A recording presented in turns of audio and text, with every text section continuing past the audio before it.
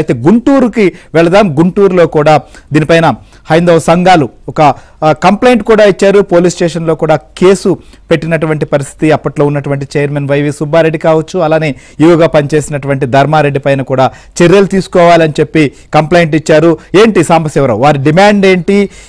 ఏ అంశాలను కూడా కంప్లైంట్లో పొందుపరిచారు? సో ఎవరిపైన దీనిపైన చర్యలు తీసుకోవాలని వారు డిమాండ్ చేస్తున్నారు. హిందువులు పవిత్రంగా భావించే తిరుపతి లడ్డుపై కూడా జరుగుతున్న ప్రచారం నేపథ్యంలో దానిపై నిగ్గు తేల్చాలంటూ కూడా గుంటూరులో హైందవ సంఘాలు వరండల్పేట పోలీస్ స్టేషన్లో కేసు పెట్టి ఫిర్యాదు ఇవ్వడం జరిగింది.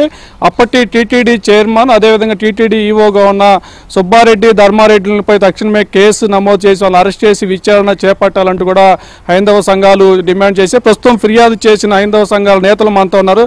సార్ చెప్పండి, ఏంటి మీరు ఫిర్యాదు ఎందుకు ఇచ్చారు? మీ డిమాండ్ ఏంటి?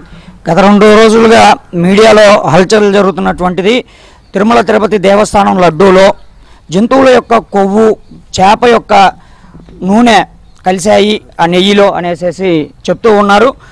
అయితే ఈరోజు తిరుమల తిరుపతి దేవస్థానం అనేది హిందువులకు అత్యంత పవిత్రమైనటువంటిది.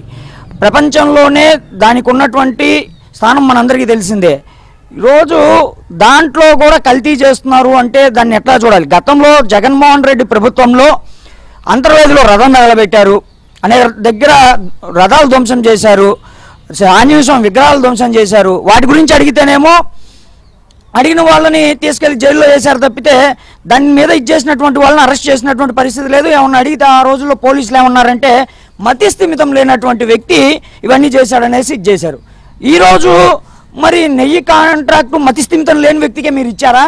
లేకపోతే టీటీడీ ఎవరైతే ఈవో ధర్మారెడ్డి ఉన్నాడో ఆయన లుంగి కట్టుకోకుండా ఈవో ఆఫీసులో కూర్చున్నాడు కాబట్టి అతను కూడా మతి లేనటువంటి మనిషి అనేసి మేము అడుగుతున్నాం. ఈరోజు మేము ఒకటి చెప్తున్నాం, జగన్మోహన్ రెడ్డి గారు విషయం మీకు తెలియకుండానే జరిగిందా? ఈ విషయం మీకు తెలిసి మీరు జరిగితే మీరు తిరుపతి వచ్చి మోకాళ్ళ మీద కూర్చొని స్వామివారికి జరిగిన నిజాన్ని ఒప్పుకోండి, లేకపోతే గతంలో మీ తండ్రి గారికి ఏం జరిగిందో మీకు తెలుసు అనేసి మీరు ఏం చెప్పండి. కేసు కంప్లైంట్ ఎందుకు ఇచ్చారు మీరు? మేము ఈరోజు లడ్డు మీద జరిగిన ఏదైతే కలుషితం చేస్తున్నారు కదా లడ్డూని, జంతువుల కొవ్వు అలాగే చేప నూనెలు వాడారని చెప్పి ఇప్పుడు విస్తృతంగా ప్రచారం జరుగుతోంది.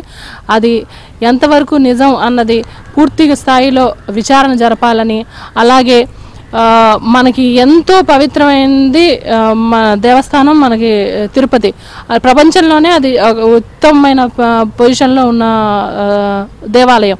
అలాంటిది ఆయన లడ్డూ ప్రసాదంలోనే ఇంత అవకతవకలు జరుగుతున్నాయి అంటే మనం ఇంకా మన హిందువులుగా ఎందుకు ఉంటున్నాము, మన హిందువులుగా ఎందుకు పోరాడలేకపోతున్నాం? ప్రతి ఒక్క దేవాలయం మీద జరిగిన దాడులు కానీ మనం ఇప్పటిదాకా ప్రతి దాన్ని ఎదుర్కొంటూనే ఉన్నాం. దాన్ని ఎందుకు ఖండించలేకపోతున్నాం? మనం ఎందుకు తీవ్ర స్థాయిలో మనం నించోలేకపోతున్నాం? మన కమ్యూనిటీ గురించి, మన హిందువుల గురించి మనం ఎందుకు పోరాడలేకపోతున్నాం? మనం అందరూ ప్రతి ఒక్క హిందువు కూడా బయటికి రావాలి. మన మీద జరుగుతున్న దాడులు కానీ ఏదైనా సరే దాన్ని ఖండించాలని చెప్పి నేను తీవ్రంగా కోరుకుంటున్నాను.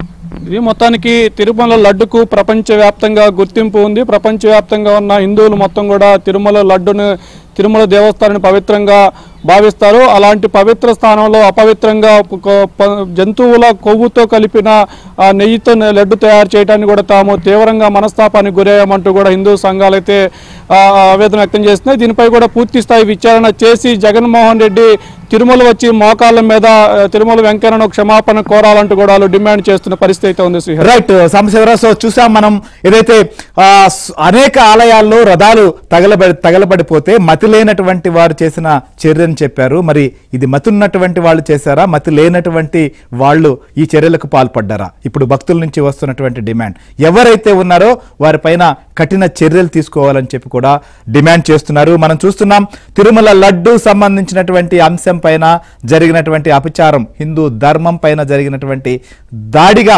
పరిగణిస్తున్నారు. దేశవ్యాప్తంగా కూడా ఇదే అభిప్రాయం వ్యక్తమవుతున్నటువంటి పరిస్థితులు మనం చూస్తున్నాం. దీనిపైన టీటీడీ అధికారులు కూడా రియాక్ట్ కాబోతున్నారు. సో ఇంకొక వైపు ఏదైతే ఈ అంశంలో ఏ రకంగా హోంశాఖ కూడా చర్యలు తీసుకోబోతుందో కూడా మనకు ప్రస్తుతం చెప్పారు. ఇంకోవైపు రామ జన్మభూమి ప్రధాన అర్చకులు కూడా మాట్లాడారు.